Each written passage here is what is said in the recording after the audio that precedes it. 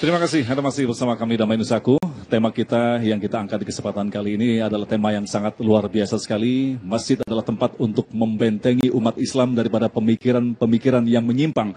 Tetapi waspadalah, bisa jadi justru pemikiran menyimpang itu dilakukan pembahasannya di dalam masjid. Inilah yang membuat kita sangat serius sekali untuk membahas tema ini.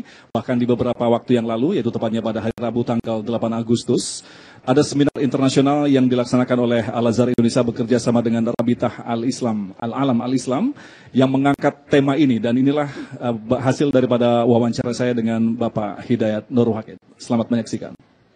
Baik, pemirsa Damai Nusaku, berkaitan dengan tema seminar yang baru saja kita saksikan tadi, yaitu peran masjid dalam membentengi umat dari pemikiran menyimpang. Tentunya kita ingin lebih dalam lagi untuk menggali sebenarnya sejauh mana peran masjid, kemudian sampai sejauh mana tingkat bahaya pemikiran menyimpang yang menyusup di pemikiran kita masing-masing. Telah hadir tengah kita guru kita, Profesor Hidayat Nurul Wahid. Assalamualaikum, Kiai. Waalaikumsalam warahmatullahi wabarakatuh. Saya belum profesor tapi. Oh, belum. Insya Allah doa kita ini. Kurang punya Ustaz. Ya Ustaz, mungkin bisa dijelaskan kalau berbicara tentang level, sudah sampai level berbahaya seperti apa? Artinya pemikiran-pemikiran yang merusak, yang menyusup khususnya di generasi orang Islam di Indonesia. Ya, salah satu yang menjadi keperhatian kita semuanya adalah tentu menyebarnya radikalisme, terorisme, tapi juga anarki, komunisme, kemudian liberalisme, termasuk juga perilaku amoral. Bahkan Kiai Haji Ma'ruf Amin menyatakan Indonesia sebagai negara darurat moral.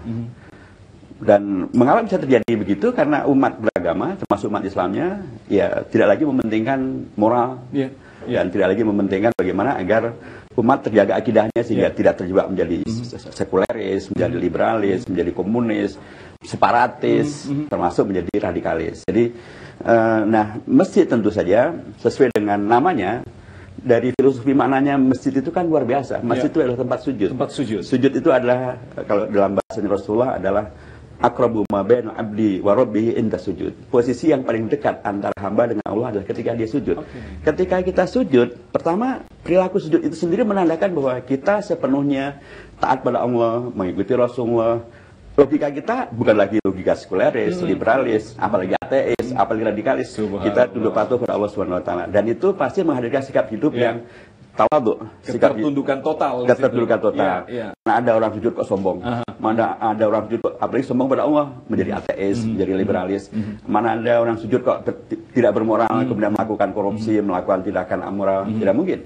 Orang sujud diajari untuk kemudian betul-betul berperilaku yang bermoral, yang tawadhu, yang tidak arogan, yang komunikatif, yang berani mendekatkan diri pada Allah. Dan itu adalah filosofi dasar tentang masjid dan sujud. Jadi ketika kemudian kita menghidupkan masjid sesungguhnya, memakmurkan masjid sesungguhnya, kita sedang memakmurkan perilaku yang sujud, yang tawadhu, tapi dekat dengan Allah, menghadirkan segala kebaikan yang diajarkan oleh Allah. Kemudian kita sepakat bahwa ini memang adalah grand design daripada musuh Islam yang memang sengaja untuk mengerdilkan, bahkan meniadakan kedekatan kita dengan Allah, dan mereka masuk di semua lini kehidupan. Nah, kalau di Indonesia sendiri, kalau dunia sudah jelas seperti itu dengan teknologi, tapi kalau di Indonesia sendiri sudah sampai di mana tingkat red alert-nya di situ, Kiai? Ya, dengan Kiai Haji Ma'ruf Amin, seorang tokoh yang amat sangat kita hormati, dan dia menyatakan Indonesia darurat moral. Sudah darurat, sudah darurat moral. Masya Allah. Dan itu juga dinyatakan oleh Ibu Ketua Muslimat NU yang adalah Ibu Menteri Sosial, Ibu Khofifah Indar Parawansa, menyatakan Indonesia darurat perlindungan terhadap perempuan dan anak-anak. Kita bisa bayangkan kalau moral sudah morat-marit, kalau anak dan perempuan sudah dalam kondisi darurat. Ini sangat mengerikan. Komunisme akan bangkit lagi. Komunis kan ateis. Ateis berlawanan dengan prinsip sujud tadi itu. Separatis juga OPM terus menggelurakan keinginannya untuk merdeka. Padahal separatisme bertentangan dengan persatuan, bertentangan dengan Pancasila, bertentangan dengan Islam karenanya.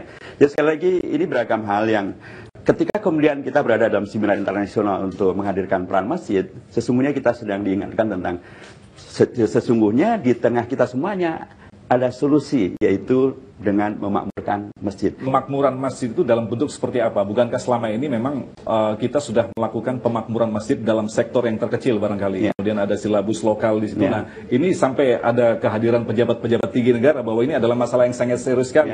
Artinya bentuk pemakmuran seperti apa lagi yang nanti bakal ada beberapa halnya. Pertama, bisa jadi ada pemakmuran dalam artian ada koordinasi antar masjid-masjid di katakanlah mungkin di tingkat kabupaten.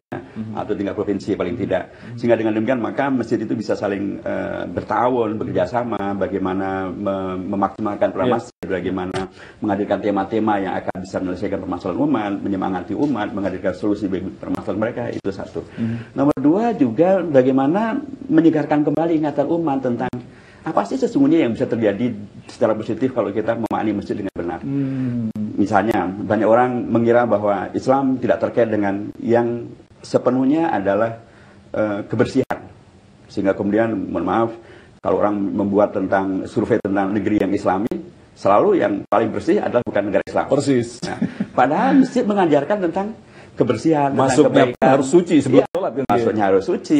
Bahkan Imam Hasan Basri juga mengajarkan ketika beliau masuk masjid, termasuk Imam Malik, selalu beliau masuk masjid dalam posisi yang paling bersih, pakaian paling bagus, paling wangi. Ketika ditanya kenapa demikian, karena Allah memerintahkan khudzu zinatakum inda kulli masjid. Kita diperintahkan untuk menghadirkan yang terbaik untuk ketika kita akan ke masjid. Dua, kalau kita berorientasi demikian, termasuk Rasulullah pernah kemudian kehilangan seseorang yang selama ini selalu membersihkan masjid. Ternyata beliau sudah wafat. Seorang ibu, dan bulan beliau datang ke kuburannya mendoakan kepada ibu ini.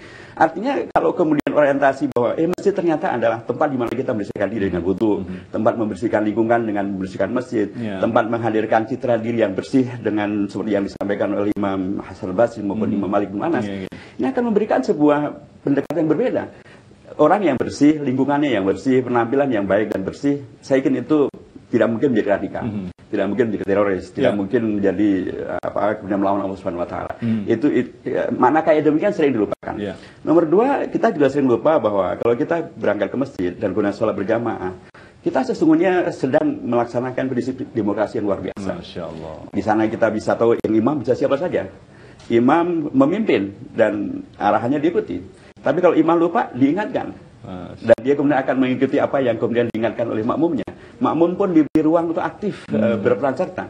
Ini kan demokrasi. Nah, kalau demokrasi bisa berlaku dengan baik, maka insya Allah orang tidak perlu memerlukan radikalisme, tidak perlu memerlukan separatisme, tidak apalagi ateisme.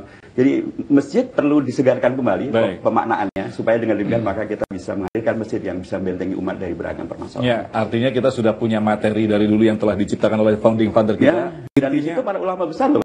Itu ada Kiai Haji Wahid Hashim. Mereka terlibat di situ. Betul, ada dari Muhammadiyah Ki Bagus Hadi Kusumo, dari kalangan politik Islam ada Mr. Kasman Singodimejo, ada Muhammad Nasir.